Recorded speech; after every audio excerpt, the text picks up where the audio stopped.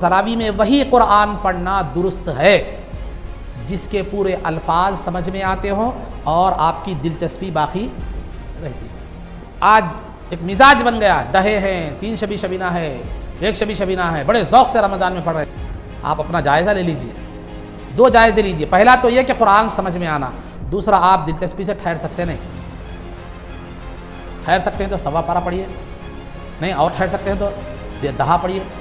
اب اس سے زیادہ کی میں آپ کو اجازت نہیں دیتا، کیونکہ 6 شبی شبینے میں اور 1 شبی شبینے میں تو قرآن ماشاءاللہ ہوتا ہے اور لوگوں کی بھی عام طور پر دلچسپی نہیں ہوتی، بلکہ دہے میں خود آج ہمارے بعض حفاظ ایسا پڑھتے ہیں جو سمجھ میں عورتوں کا نماز تراویح ہو یا 5 وقتہ نماز ہو یا جمعہ ہو، کسی بھی نماز میں مسجد کو جانا یا تراویح کی نماز عورتوں کی ہی جماعت تراویح کی نماز بنانا یہ مکروہ ہے، تحریمی ہے، یعنی حرام کے قریب ہے۔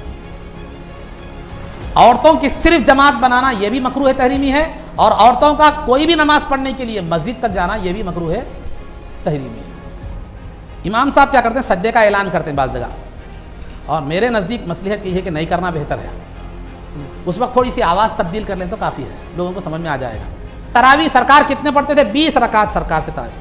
ابو بکر صدیق رضی اللہ تعالیٰ عنہ کے زمانے میں 20 رکعت، عمر فاروق رضی اللہ تعالیٰ عنہ کے زمانے میں 20 رکعت، عثمان غنی رضی اللہ تعالیٰ عنہ کے زمانے میں 20 رکعت، علی رضی اللہ تعالیٰ، تابعین، تبع تابعین، ائمہ، مجتہدین، اولیاء، جتنے بھی امت ہے، تمام مسلمان جو ہے نا جو پڑھ رہے ہیں 1400 سال سے جو پڑھ رہے ہیں، تراویح کی تعداد 20 رکعت ہے۔ تراویح کی تعداد 20 رکعت ہے۔